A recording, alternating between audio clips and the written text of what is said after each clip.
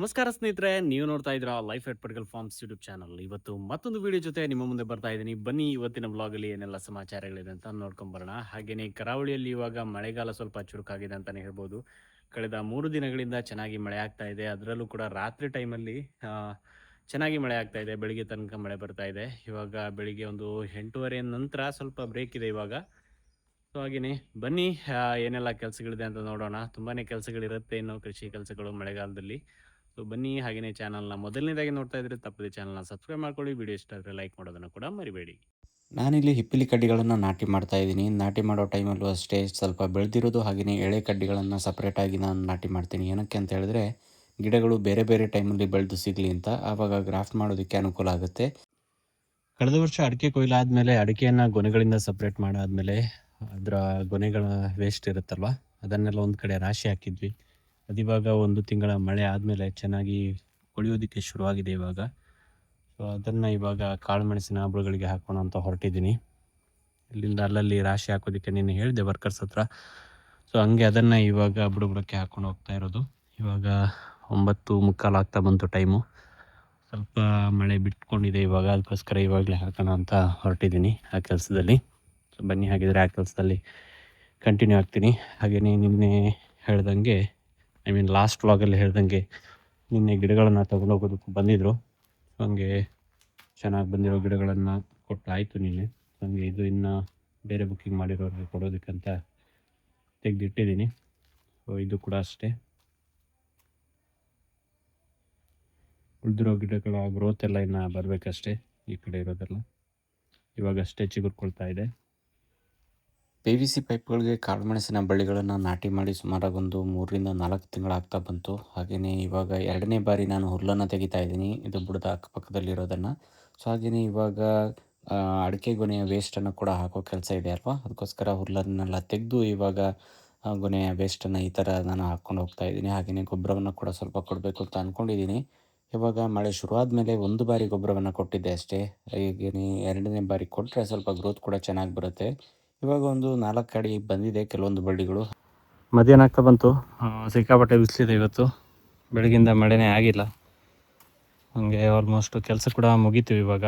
ಸ್ವಲ್ಪ ಮೀನಿನ ಗೊಬ್ಬರವನ್ನು ಕೂಡ ಕೊಟ್ಟಿದ್ದೀನಿ. ಜೂನ್ ತಿಂಗಳಲ್ಲಿ ಒಂದು ಬಾರಿ ಕೊಟ್ಟಿದ್ದೆ. ಹಾಗೆಯೇ ಇವಾಗ ಒಂದೊಂದು ಗಿಡಗಳಿಗೆ ಒಂದು 2 ಹಿಡಿ ಆಗುವಷ್ಟು ಮೀನಿನ ಗೊಬ್ಬರವನ್ನು ಹಾಕ್ಕೊಂಡು ಹೋಗಿದ್ದೀನಿ. ಹಾಗೆಯೇ ಮಧ್ಯಾಹ್ನ ನಂತರ ಸ್ವಲ್ಪ ಬೇರೆ ಕೆಲಸ ಇದೆ. ಇನ್ನು ಊಟಕ್ಕೆ ಹೋಗಬೇಕು. ಹಾಗೆ ಇವಾಗ ಇಷ್ಟು ಕೆಲಸಗಳು ಕಂಪ್ಲೀಟ್ ಆಯಿತು. ಹಾಗೆಯೇ 2 ದಿನಗಳ ನಂತರ ಬ್ಲಾಗನ್ನು ಕಂಟಿನ್ಯೂ ಮಾಡ್ತಾ ಇದ್ದೀನಿ. ಏನಕ್ಕೆ ಅಂತ ಹೇಳಿದ್ರೆ ಜೋರಾದ ಮಳೆ ಇತ್ತು. ಹಾಗೆ ಬೇರೇನೂ ಕೆಲಸಗಳು ಆಗಿಲ್ಲ.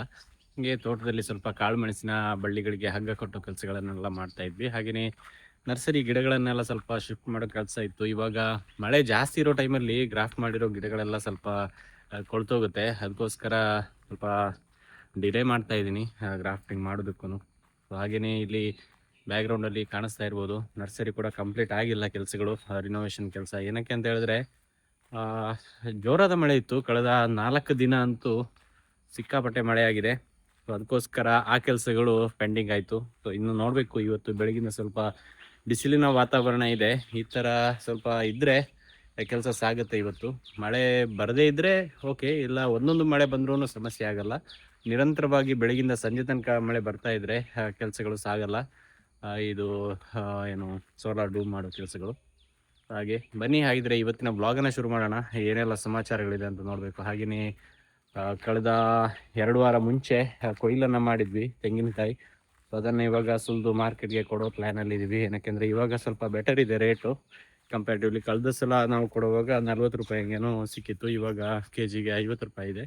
ಸೊ ಸುಲಿಯೋ ಕೆಲಸ ಇವತ್ತಿಗೆ ಕಂಪ್ಲೀಟ್ ಆಗ್ಬೋದು. ಹಾಗೆ ನಾವು ತೋಟದಲ್ಲೇ ಸಿಗೋದಲ್ವ, ಅದಕ್ಕೋಸ್ಕರ ಅದನ್ನು ಇಲ್ಲಿಗೆ ಶಿಫ್ಟ್ ಮಾಡೋ ಕೆಲಸ ಇದೆ. ನಿನ್ನೆ ಸ್ವಲ್ಪ ಶಿಫ್ಟ್ ಮಾಡಿದ್ವಿ, ಇನ್ನು ಉಳಿದಿರೋದನ್ನು ಮಾಡಬೇಕು ಕೆಲಸ ಕಂಪ್ಲೀಟ್ ಆದಮೇಲೆ. ಕೊಯ್ಲು ಮಾಡಿರೋ ತೆಂಗಿನಕಾಯಿಗಳನ್ನು ತೋಟದಲ್ಲೇ ಸುಲಿದು ಆಮೇಲೆ ತೊಗೊಂಬರ್ತೀವಿ. ಅದಕ್ಕೋಸ್ಕರ ಮಳೆಗೆ ಒದ್ದೆಯಾಗಿತ್ತು. ಒದ್ದೆಯಾಗಿರೋ ಕಾಯಿಗಳನ್ನು ಈ ಥರ ಶೆಡ್ಡಲ್ಲಿ ಸ್ಪ್ರೆಡ್ ಮಾಡ್ತಾ ಇದ್ದೀನಿ. ಏನಕ್ಕೆ ಅಂತ ಹೇಳಿದ್ರೆ ಸೇಲ್ ಮಾಡುವಾಗ ಕಾಯಿ ಒದ್ದೆ ಇದ್ದರೆ ಒಂದು ಅಂದಾಜಲ್ಲಿ ಅವರು ತೂಕವನ್ನು ಮೈನಸ್ ಮಾಡಿಬಿಡ್ತಾರೆ. ಏನಕ್ಕೆ ಅಂತ ಹೇಳಿದ್ರೆ ಕಾಯಿ ತುಂಬಾ ಒದ್ದೆಯಾಗಿದ್ದರೆ ತೂಕ ಜಾಸ್ತಿ ಬರುತ್ತಲ್ವ, ಅದಕ್ಕೋಸ್ಕರ ಅದನ್ನು ಅವಾಯ್ಡ್ ಮಾಡೋದಕ್ಕೋಸ್ಕರ ಕಾಯಿಯನ್ನು ಈ ಥರ ಸ್ಪ್ರೆಡ್ ಮಾಡ್ತಾ ಇದ್ವಿ. ಇವತ್ತು ಬಿಸಿಲಿತ್ತು, ಅದಕ್ಕೋಸ್ಕರ ಈ ಥರ ಮಾಡ್ಬೋದು. ಮಳೆ ಕಂಟಿನ್ಯೂಸ್ ಆಗಿದ್ದರೆ ಏನೂ ಮಾಡೋದಕ್ಕಾಗಲ್ಲ. ಸೊ ಅಂತೂ ಬಿಸಿಲಿದ್ದಿರೋ ಕಾರಣಕ್ಕೋಸ್ಕರ ಈ ಥರ ಸ್ಪ್ರೆಡ್ ಮಾಡಿ ಆಮೇಲೆ ಅದನ್ನು ಕೊಡೋ ಟೈಮ್ಗೆ ನೀರಿರೋ ಕಾಯಿಗಳು ಹಾಗೆಯೇ ನೀರಿಲ್ದಿರೋ ಕಾಯಿಗಳನ್ನು ಸಪ್ರೇಟ್ ಮಾಡೋ ಕೆಲಸ ಕೂಡ ಇದೆ. ಅದ್ರ ಜೊತೆ ಈ ತಿಂಗಳಲ್ಲಿ ಇವಾಗ ತೆಂಗಿನ ಮರಗಳಿಗೆಲ್ಲ ಗೊಬ್ಬರ ಕೊಡಬೇಕು ಅಂತ ಅಂದ್ಕೊಂಡಿದ್ದೀವಿ. ಏನು ಗೊಬ್ಬರ ಕೊಡೋದು ಅಂತ ಇನ್ನು ಡಿಸೈಡ್ ಆಗಿಲ್ಲ. Fish manure ತಂದಿರೋದಿದೆ. ಬಟ್ ಅದ್ರ ಜೊತೆ ಕೋಳಿ ಗೊಬ್ಬರ ಏನಾದರೂ ಸ್ವಲ್ಪ ಜಾಸ್ತಿ ಪ್ರಮಾಣದಲ್ಲಿ ಕೊಡೋಣ ಅಂತ ಅಂದ್ಕೊಂಡಿದ್ದೀವಿ. ಒಂದು 3/4 ಗೋಣಿ ಆಗುವಷ್ಟು ಕೊಟ್ಟಿಲ್ಲ ಅಂದರೆ ತೆಂಗಿನ ಮರಗಳಿಗೆ ಗೊತ್ತೇ ಆಗಲ್ಲ. ಈಗ ನೋಡಿ ಇಳುವರಿ ಪರವಾಗಿಲ್ಲ. ಇದರಲ್ಲಿ ಮೊನ್ನೆ ಪಿಂಗಾರ ಟೀಮ್ನವ್ರು ಬಂದು ಕೊಯ್ಲು ಮಾಡಿದ್ರು. ಹಾಗೆ ಒಣಗಿರೋ ಕಾಯಿಗಳಿಲ್ಲ ಇವಾಗ. ಹಾಗೆ ಕಾಳುಮೆಣಸು ಇಲ್ಲದೇ ಇರೋ ಮರಗಳಿಂದ ಅವರು ಹತ್ತಿ ಕೊಯ್ತಾರೆ. ಉಳಿದಿರೋದನ್ನು ಬೇರೆ ಮ್ಯಾನುವಲ್ ಆಗಿ ಹತ್ತೋರು ಸಿಕ್ಕಿದ್ರೆ ಕೊಯ್ಲು ಮಾಡಿಸೋದು, ಇಲ್ಲಾಂದರೆ ಬಿದ್ದಿರೋದನ್ನೇ ಹೆಕ್ಕೋದು. ಹಾಗೆ ಬುಡಗಳನ್ನು ಇವಾಗ ಸ್ವಲ್ಪ ಬಿಡಿಸ್ತಾ ಇದ್ದೀವಿ. ಜಾಸ್ತಿಯಾಗಿ ರಾಶಿ ಥರ ಇರುತ್ತಲ್ವ ಕಸಗಳೆಲ್ಲ ಹಾಕಿರೋದು. ಸೊ ಅದನ್ನೆಲ್ಲ ಸ್ವಲ್ಪ ಸ್ಪ್ರೆಡ್ ಮಾಡ್ತಾ ಇದ್ದೀವಿ, ಇನ್ನು ಗೊಬ್ಬರ ಹಾಕೋದಕ್ಕೆ ಸಹಾಯ ಆಗೋದಕ್ಕೆ. ಹಾಗೆಯೇ ಇವತ್ತು ಸ್ವಲ್ಪ ಬಿಸಿಲು ಥರ ಕಾಣಿಸ್ತಾ ಇದೆ, ಗೊತ್ತಿಲ್ಲ ಎಷ್ಟೊತ್ತು ತನಕ ಇರುತ್ತೆ ಅಂತ. ಹಾಗೆಯೇ ತೋಟದಲ್ಲಿ ನಮ್ಮಲ್ಲಿ ಸ್ವಲ್ಪ ಮೈಸೂರು ಬಾಳೆ ಜಾಸ್ತಿ ಆಗಿದೆ. ಅದಕ್ಕೋಸ್ಕರ ಅದನ್ನು ಕೂಡ ರೆಡ್ಯೂಸ್ ಮಾಡ್ತಾ ಇದ್ದೀವಿ, ಟ್ರಿಮ್ ಮಾಡ್ತಾ ಇದ್ದೀವಿ. ನೋಡಿ ಇಲ್ಲಿ ಖಾಲಿ ಒಂದು ಗಿಡವನ್ನು ಬಿಟ್ಟು ಉಳಿದಿರೋದನ್ನೆಲ್ಲ ಕಟ್ ಮಾಡಿ ತೆಗಿತಾ ಇದ್ದೀವಿ. ಏನಕ್ಕೆ ಅಂತ ಹೇಳಿದ್ರೆ ಇನ್ನು ಜಾಸ್ತಿಯಾಗಿ ಮಳೆ ಬರೋದಕ್ಕೆ ಶುರುವಾದಾಗ ತೋಟದಲ್ಲಿ ಗಾಳಿ ಆಡದೇ ಇದ್ದರೆ ಕೊಳೆ ರೋಗ ಎಲ್ಲ ಜಾಸ್ತಿಯಾಗಿ ಬರುತ್ತೆ, ಬೇಗನೆ ಬರುತ್ತೆ. ಕಾಳುಮೆಣಸಿನ ಬಳ್ಳಿಗಳು ಇರೋ ಟೈಮಲ್ಲಿ ಜಾಸ್ತಿಯಾಗಿ ಪೊದೆ ಥರ ಆಗಿಬಿಡುತ್ತೆ ತೋಟದ ಒಳಗಡೆ ಎಲ್ಲ. ಅದಕ್ಕೋಸ್ಕರ ಬಾಳೆಗಳನ್ನೆಲ್ಲ ಟ್ರಿಮ್ ಮಾಡ್ತಾ ಇದ್ದೀವಿ ಇವಾಗ. ಇದನ್ನೆಲ್ಲ ಕಟ್ ಮಾಡಿ ತೆಗಿಬೇಕು, ಈ ಚಿಕ್ಕ ಚಿಕ್ಕ ಕಂದುಗಳನ್ನೆಲ್ಲ. ಸೊ ಈ ಥರ ಮಾಡಿದ್ರೆ ತೋಟದಲ್ಲಿ ಸ್ವಲ್ಪ ಗಾಳಿ ಆಡುತ್ತೆ. ಅವಾಗ ಕಾಳುಮೆಣಸಿನ ಬೆಳವಣಿಗೆಗೂ ಹೆಲ್ಪ್ ಆಗುತ್ತೆ. ಏನಕ್ಕೆಂದರೆ ಬಿಸಿಲು ಸ್ವಲ್ಪ ಚೆನ್ನಾಗಿ ಬೀಳುತ್ತೆ ಬಿಸಿಲು ಬಂದಾಗ. ಅದಕ್ಕೋಸ್ಕರ ಇಲ್ಲಿ ನೋಡಿ ಇದೆಲ್ಲ ಗ್ರಾಫ್ಟೆಡ್ ಬಳ್ಳಿಗಳೇ ಪ್ರತಿಯೊಂದು ಕೂಡ.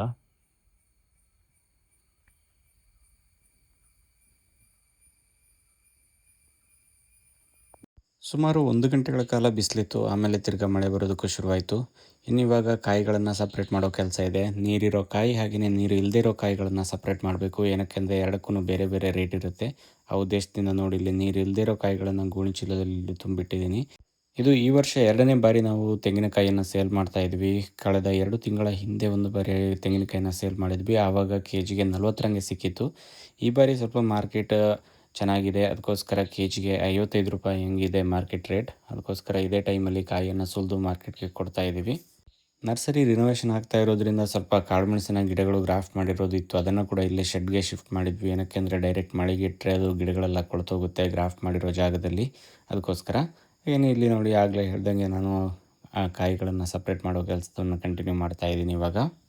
ನೀರಿರೋ ಕಾಯಿಗೆ ಕೆಜಿಗೆ 55 ಹಾಗೆ ನೀರು ಆರಿರೋ ಕಾಯಿಗಳಿಗೆ ಕೆಜಿಗೆ 60 ಸೇಲ್ ಮಾಡಾಯಿತು. ಅಷ್ಟರಲ್ಲಿ ವರ್ಕರ್ಸ್ ಕೂಡ ಬಂದಿದ್ದರು. ನರ್ಸರಿ ರಿನೋವೇಷನ್ ಕೆಲಸ ನಡೀತಾ ಇದೆ.